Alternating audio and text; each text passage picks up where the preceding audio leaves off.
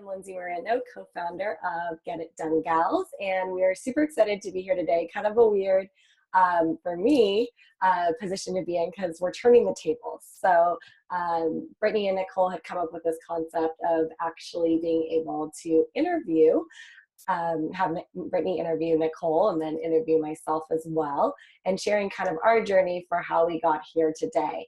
And I think the reasoning behind it is because, we both, Nicole and I both have unique journeys in marketing and business and everything of that sort. So we thought it would be a really cool idea to have one of our fabulous teammates interview us and kind of turn the tables on us, because we're always so in the interview role. So you could really get to know us better and learn more about our background. So I will hand it off to Brittany, and I'm going to just sit back and enjoy the conversation. Hi, everybody. Like Lindsey said, my name is Brittany, and if you saw Nicole's interview, which was probably a couple of months ago before she went off to Paris, then you kind of have an idea of what we're doing here today. But like Lindsey was saying, we just, they do such a great job coaching, but I feel like, or Nicole and I felt like you can really have a better understanding and maybe take their opinions and advice and everything that they have to offer so much more seriously if you really have a great idea of where they came from, what they've been through, and know that they're not just, oh, I think I'll do business for a little bit and now I'm a coach. Like, no, they have like 20 years of experience between the two of them in building and growing businesses, and they really know what they're talking about. So we wanted to do these fun interviews just so you guys could get a better idea of who Lindsey and Nicole are, hear their story, and really understand that whenever they tell you something, they actually know what they're talking about. So to kick things off, Lindsey, I would love for you to just tell us a little bit about your story, and then we'll dive into the interview. Awesome. I'll give you the fast track version of it because no need to dive into all of it. But it's funny, I told this story yesterday and I kind of forgot about it. But I started in marketing around 2002, long before MySpace, Facebook, all that kind of stuff. I think Friendster was kind of around and MySpace was just starting to surface. So I started in very like old school grassroots marketing. And email marketing was around, but it was very different. And one of my first jobs actually was working as a gal collecting email addresses in a bar on Monday Night Football. And I had to collect all the slips, get people to input their email address. And then the best part about it was I got to input thousands of email addresses every single month. And then the other best part about it was that there was no such. So I got to unsubscribe all the bounce backs for all the people that had written their name pretty sloppy on Monday Night Football. So all that to say, from there I went on to actually become the director of marketing for the small chain of bar and restaurants I was working for, and oversaw that for 6 years and moved on from there, just kind of growing continuously in promotions and marketing, doing consulting, and found myself in a space where I actually met Brittany years ago, where I was not only director of marketing for a fitness facility, but I was also helping on the digital product side. And for years I had been supporting companies in building websites and, growing and launching their email marketing lists, really growing and launching their social media as it had evolved. But this was one of the first times, I believe it was around 2010, where we were taking a physical product and actually making it digital. And that's when I started to really study more of the, formulas out there and learning, the Jeff Walker formulas and all the different, email marketing formulas to get people to actually convert into paying customers, opt-ins, everything like that. It was just becoming so much bigger. And so I got to work firsthand on, taking a digital product taking a physical product and actually making it digital and doing big product launches. And it was really cool to be able to do it with, someone that had been such a big influence and personality in the industry, and see like what happened. Like it was, I hate to say playing, but it kind of was, because, you're sitting there trying to figure out, if you do this, will this work? And it was just such a cool concept. I loved it. And I really got to see over that time period, really the past 7 years, how digital marketing has evolved, and very different than it was from when I started. And I got really inspired, and I started to see a trend in the industry. And one thing that I saw over and over again was that people were talking about a lot of ideas, and because of this digital marketing age, they weren't able to actually complete their ideas because they were so overwhelmed and they were just getting lost because things were popping up every day. Oh, you've got to do this tactic or head on to YouTube, or Snapchat's here, or all these different things. It was causing people not to take action, and I kept continuously seeing that problem, and I felt like it was very hard to be able to solve that problem within the confines of a company, because I just didn't feel like I was able to, reach as many people I wanted. So I randomly met Nicole, and, we had a lot of cool masterminds together and connected, and decided, that we saw the same problem in the industry and really wanted to help solve it. And so that's how we started Get It Done Gals. I guess we concepted it almost 4 years ago and started it about 3.5 years ago. So long story short. Yes. And I mean, like you said, we've known each other since I think 2010. So it's been a while. And definitely it's been cool to see your journey. And, I remember back whenever we were working at the gym, and you were the director of marketing, and I supported you a lot, and, did whatever I could to help you out. The one, I will say, even back then, like the one word that kept like coming into our meetings, coming into conversation, we're overcomplicating things.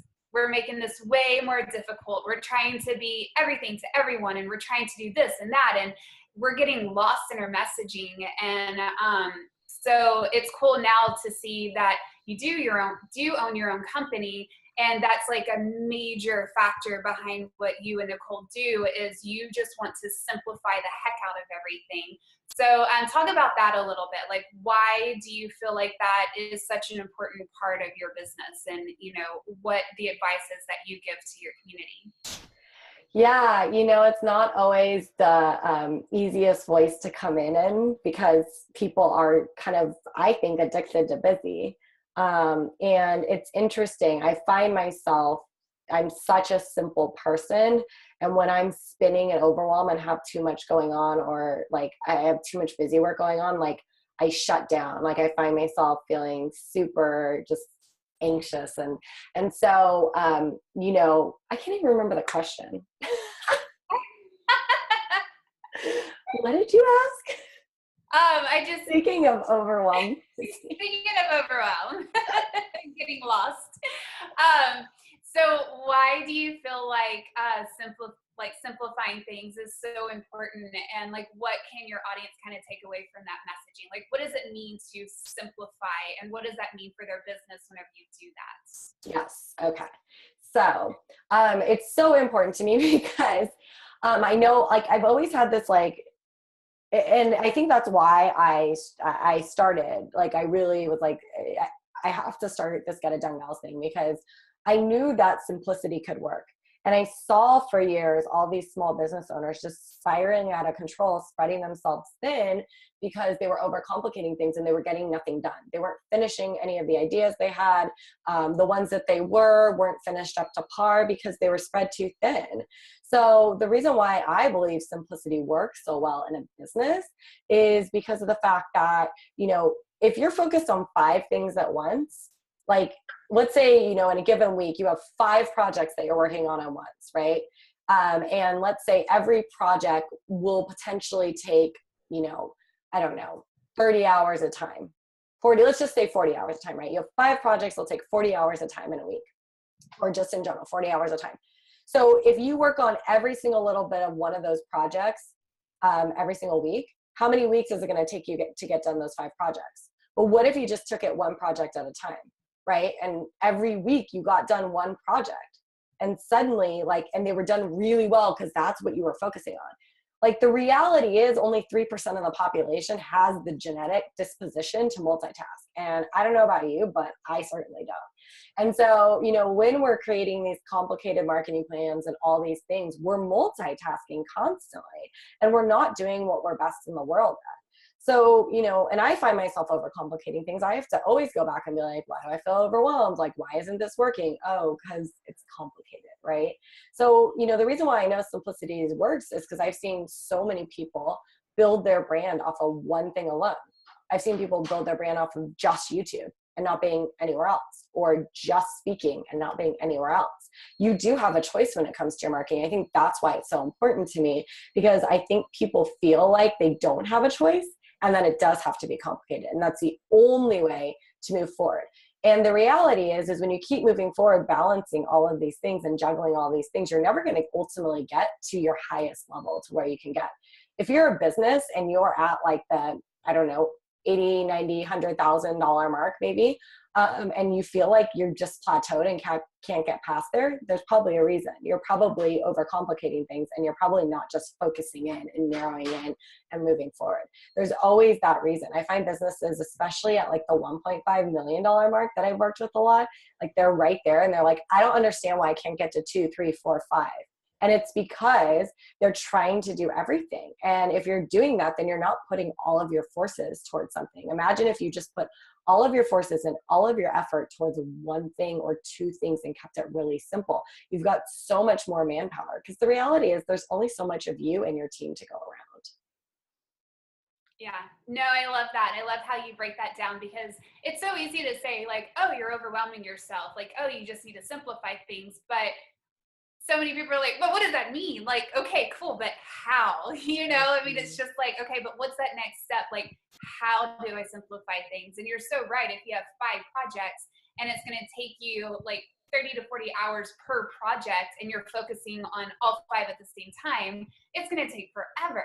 But if you just like simplify it and focus on one thing, not only are you going to actually find yourself completing projects, but you're also going to see that the projects are done to the best of your ability, because you were able to focus on that one specific thing at that specific time. So yeah, like I mean, it seems so simple, but it's just people overwhelm themselves, and it's just one of those things that you don't think about it. Like, you don't know what you don't know, Totally. And I think people do it because they think that's how they should do it. Like, right. their life and their business is so full of shoulds. And there's a lot of mixed messages out there about how do you market your business. So it's not anyone's fault. Like, you fall into it. I fell into it, especially when we first started the business. I was all over Facebook groups. I got discouraged. I got like feeling like, oh my gosh, I don't know what I'm doing. Like, you want to kill your confidence, spend hours and hours a day in like 15 different Facebook groups. That's a great one to do. So, yeah. Anyways. Yes, definitely. And I mean, that's another thing too. I mean, overcomplicating like social media platforms, like, oh, I'm starting my business, I need to be everywhere. Well, no, you find the one that, means the most to you. And then whenever you speak in your normal voice to those specific people, you're going to attract the right person, right? Exactly. Spot on. Love it. So, it's 2013, you meet Nicole, and like, what about her I mean, I know that you guys had kind of known each other, y'all met in different mentorships. What made it like just click for you two? Like, why do you feel like you two, just really have a great connection and felt like you could grow this business together? Yeah, I think it's a really great question, because, I had actually talked to a lot of girlfriends. In fact, most of my girlfriends you'd find would say, oh, Lindsey's like the serial entrepreneur. She comes up with a million different ideas.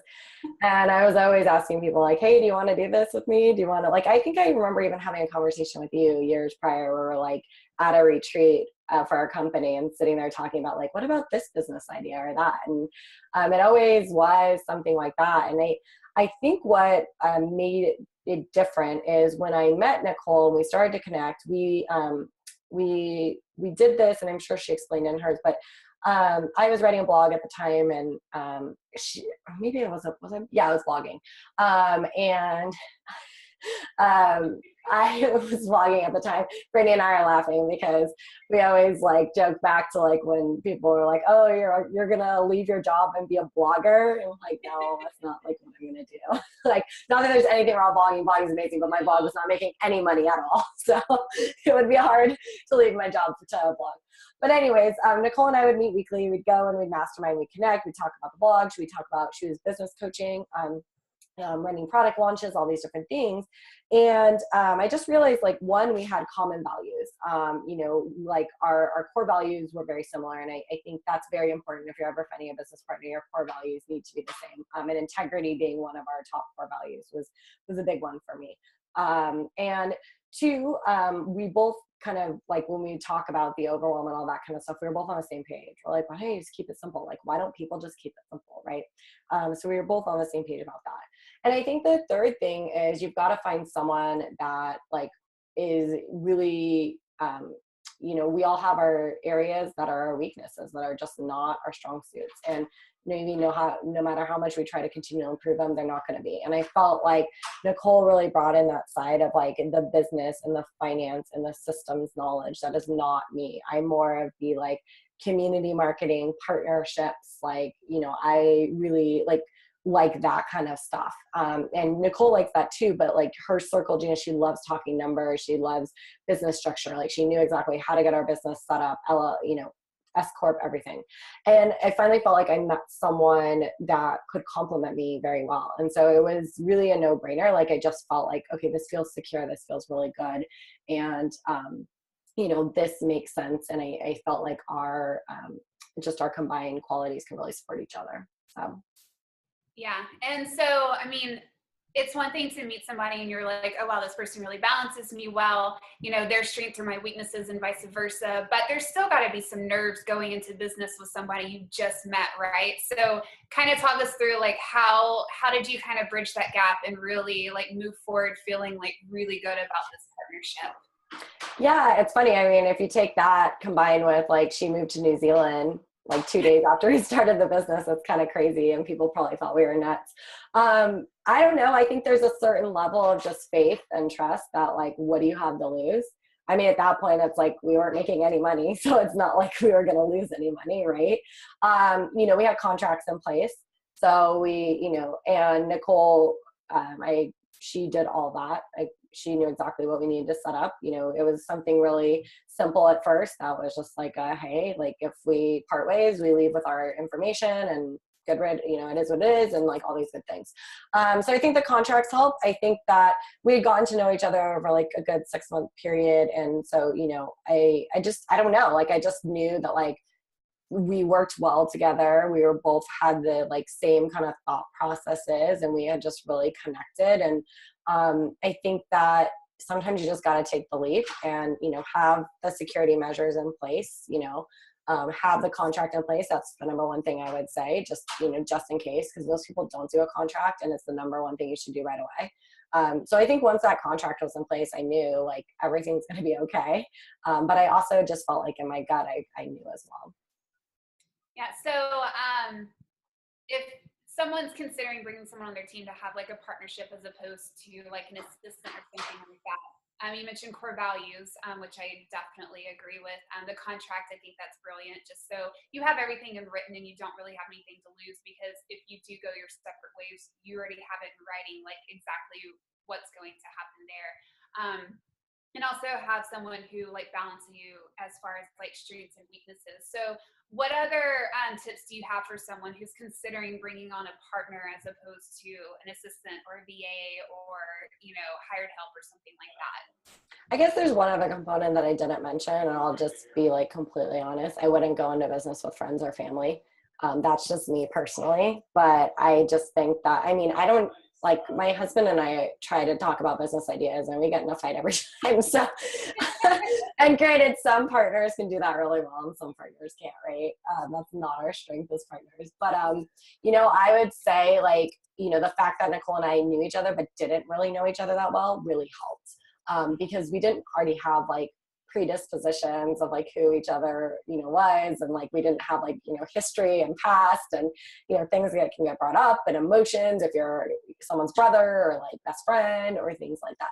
Now plenty of partnerships work out with friends, but I would say like I like to keep that kind of separate, and that's just my personal preference. So I think that helped, and we've evolved into really great friends over the years. But I think both of us know also like when it's business, and when it's friends, it's friends. And I credit Nicole for teaching me that. She's really good at that. Like she can separate her brain very well, and I've had to learn how to do that as well too. But I think that's really you have to take the emotion out of it as well. So you have to think about yourself with this person. Could you take the emotion out of it? And if it's a friend or family member, it might be a little bit more challenging.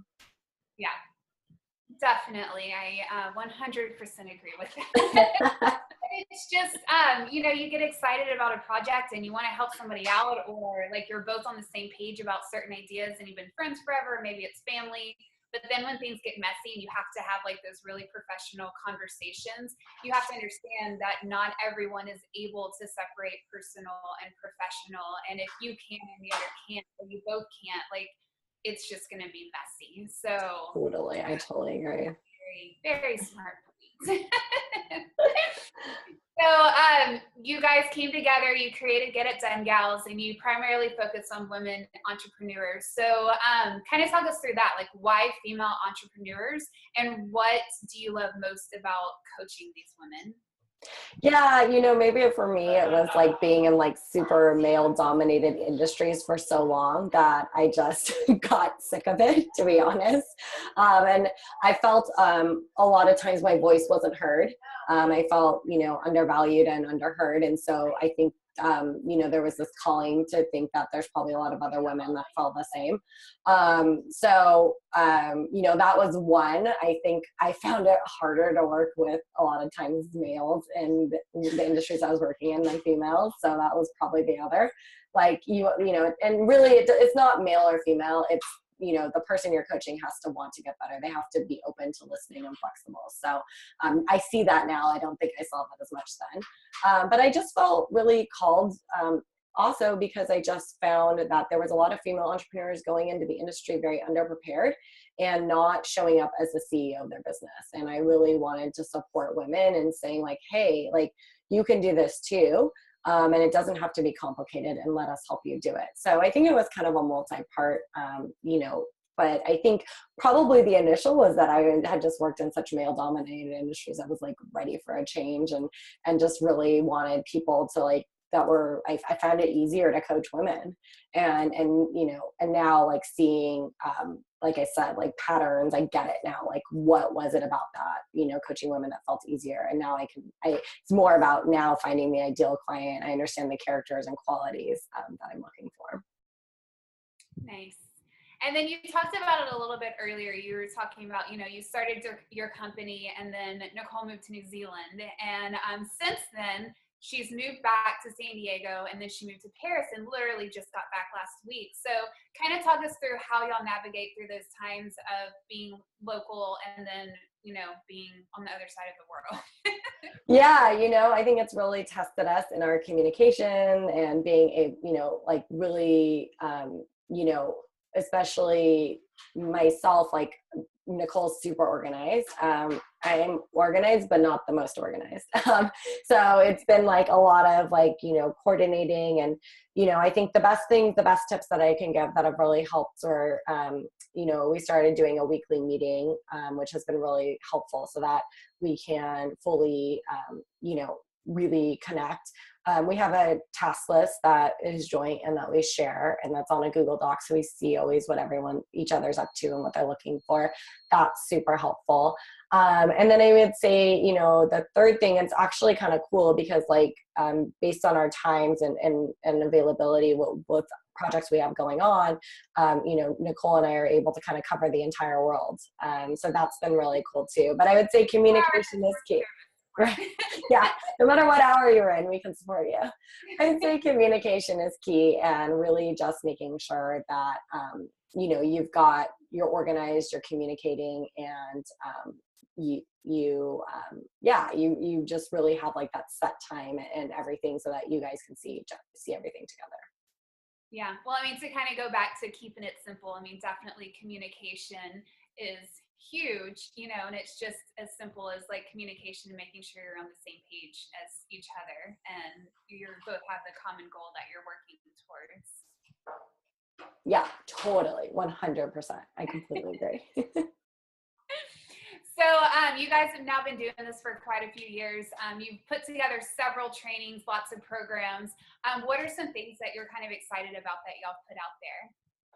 Oh my gosh. You mean over the years, or were you saying like over the years, the trainings that we've put together, like what are our favorite ones? Yeah.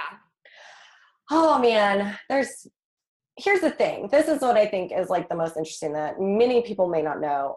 But we've actually been using the same training and modifying it for the past 3.5 years. Really? So, yeah, 100%. So what used to be Marketing Web Shop, which was a 2-day weekend workshop where we went through our signature 4W system, which is the foundation for everything we do for all of our clients, private or online clients, was our original. And we launched it. We had no community and we got one person. Then we launched it again. We got a few people, right?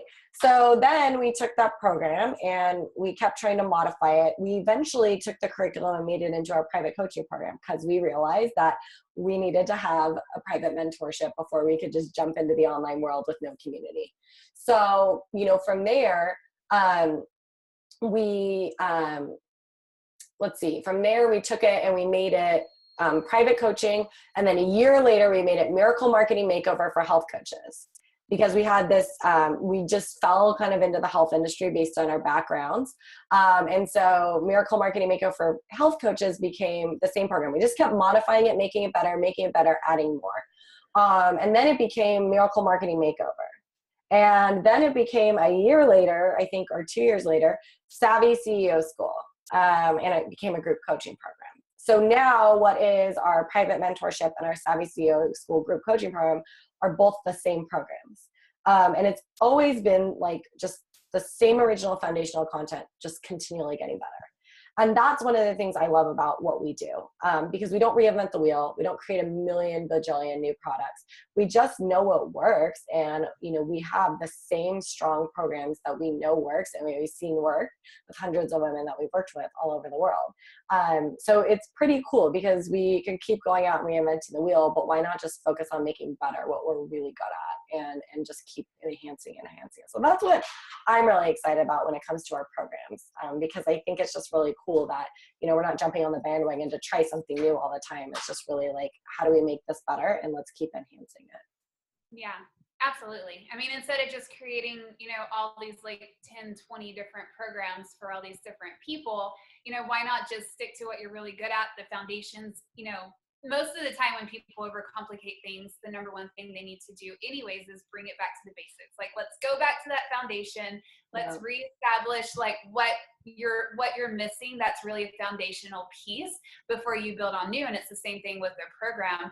And the cool thing too is it doesn't like, yes, like you have a, restaurant background, you have health and fitness background. Nicole has, all these different backgrounds. And what's really cool about your programs is even though you don't have tons of them, you have a few, but they really relate to anybody in any industry. Yeah, totally. 100%. The same core foundational pieces are there no matter what industry you're in. I think people forget about that a lot of the times. Yeah, definitely. So we've kind of talked about your journey as far as, starting Get It Done Gals and teaming up with Nicole and, what programs and everything that you guys have created together. And Nicole's, traveled and come back. And now you guys are both in California.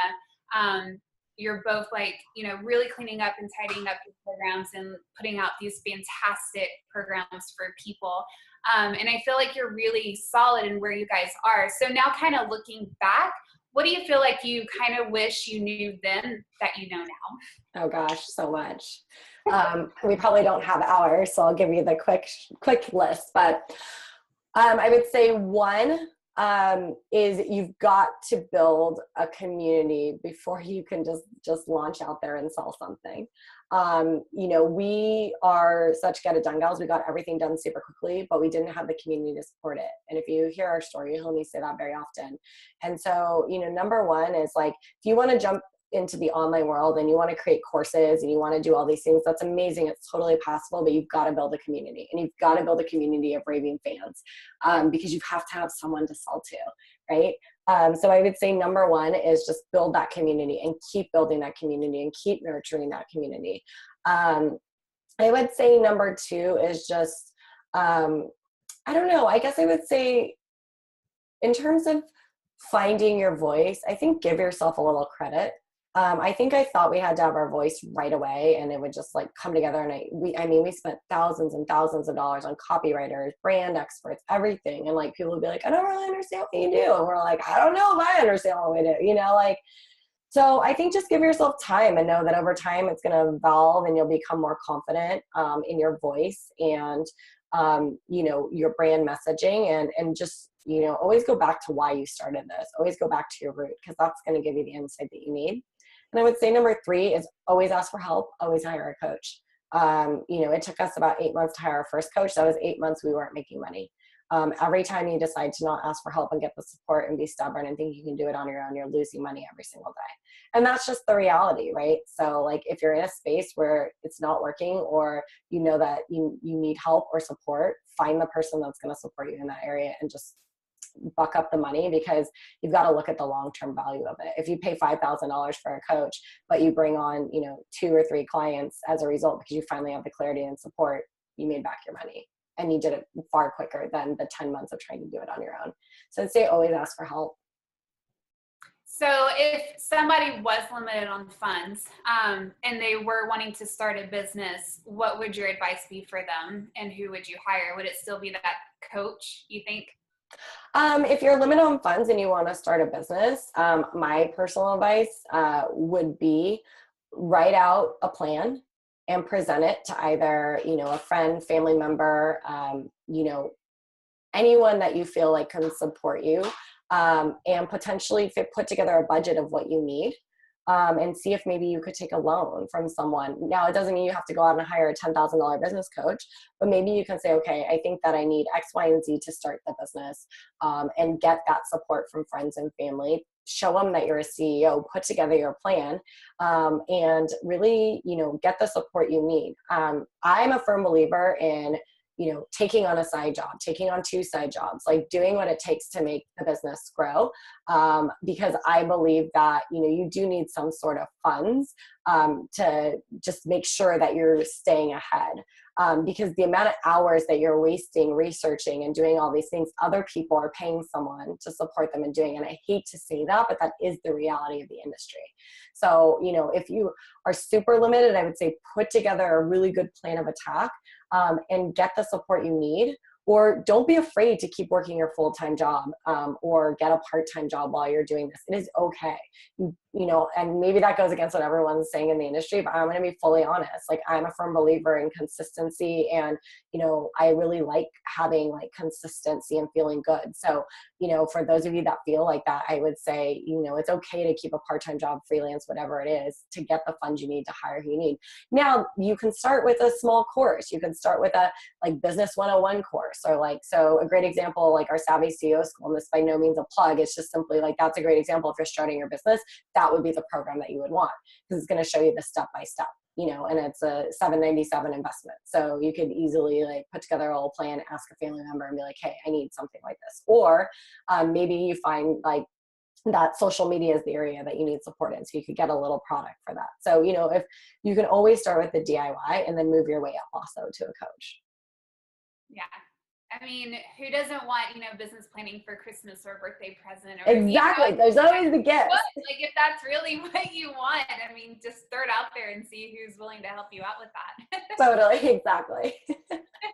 And I will speak for you. I mean, you definitely that's just not something that you're going to tell people to say, I've seen you work 2 and 3 jobs. I personally have worked 2 jobs and 3 jobs that, but it's just whenever you truly find that passion, if that's really what you're trying to do in the world, then like you said, you just buckle down and do what it takes to get it done. Yeah, exactly. So what do you feel like your biggest challenges have been over the years, and, whether it be before you started Get It Done Gals or moving into Get It Done Gals and, starting your own company, bringing on a partner, of all of your roller coaster journey that you've been on? What do you feel like the biggest challenge has been? I would say the biggest challenge has been confidence. Whether it be confidence in our brand message, our brand voice, who I am, what I have to contribute. Confidence, it's always roots back to confidence. And I think that's something I've struggled with my whole life, is really, am I good enough? Am I, comparing myself, or confidence in just, who I am and being okay 120% fully with my personality, confident enough to speak that voice in the brand. I can speak that voice to you. I can speak that voice to our clients. It's very different doing it on social media.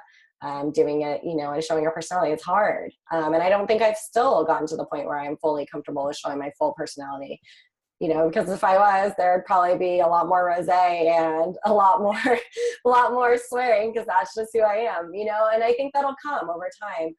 But confidence, it always roots back to that. And I've read a lot of books, had a lot of coaching, done a lot of work, and I'm way further than I was, 4 years ago when we started and 15 years ago when I started in marketing, but I got light years ahead to go. So, I think if you're feeling that, you're just so not alone in that. It doesn't matter where you're at.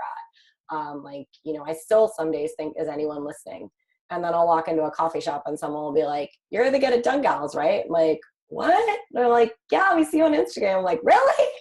And I've had that happen multiple times. And I'm like, oh my God. So I guess people are listening. You just, we are all there at any given point. So I think keep moving forward and keep knowing that, we all struggle.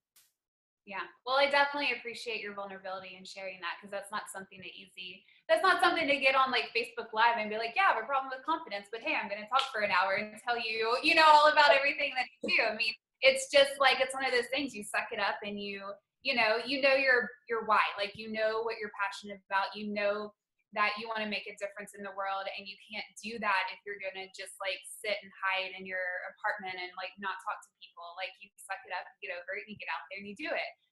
You said, you read books and, you've talked to coaches. Are there any other tips for somebody who maybe because I think everybody goes through that whenever you're starting your own business. I mean, I even did putting your face out there, putting your voice out there. People don't want to hear me. No, they do. And even if there's 10 other people in your same area doing exactly what you're doing, you are still your own voice. You still have your own approach to, different things. And so what do you do to help you build up that confidence in order to show up every single day? There's a few components. One is working out. That sounds really weird, but one of the roots of my confidence is I have a lot of challenges with anxiety. I always have my entire life. It took me until my 20s to understand what it actually was. And so the workouts help, because when I'm working out, I don't feel anxious. And when I don't feel anxious, I feel confident, right? It's a spiral effect. So I would say that really, taking care of myself, like acupuncture. I go to an acupuncture. I just really make sure that I'm taking care of myself. I'm feeling really, really good about myself. And surrounding myself with people that bring me up. I mean, who you surround yourself with makes a huge difference in the world. And so I think that makes a big difference. And I do a lot of reading, and look, some days it doesn't work and I feel like shit. And some days it works and I feel great, right? So I think ultimately, I know who I am when I'm my best person and when I feel the most confident. So I always just try to get back there and figure out, okay, why am I feeling like this today? What do I need to shift and change in my routine or my life to get me back there and be okay with it? Yeah. Well, and it goes back to if something scares you, do it anyways. If you want to be a speaker, speak. If you want to be a writer, write. And then that's how you get really good at it. And not only are you showing up on social media, you're also a professor. So you really have to just suck it up and show up, and you have a classroom of students that you're talking to too. So definitely appreciate you showing a little bit of vulnerability there and being honest that you deal with that. But I mean, I think we all do. So yeah. 100%. Cool. Well, is there anything else that you want to share? Oh man, no, I'm really thankful for you taking the time to do this, Brittany. This is really fun, and it's cool to turn the tables, and I think that's probably one of the most real interviews I've done. So thanks for providing that space, and I hope, people in our community have gotten a chance to get to know us a little better.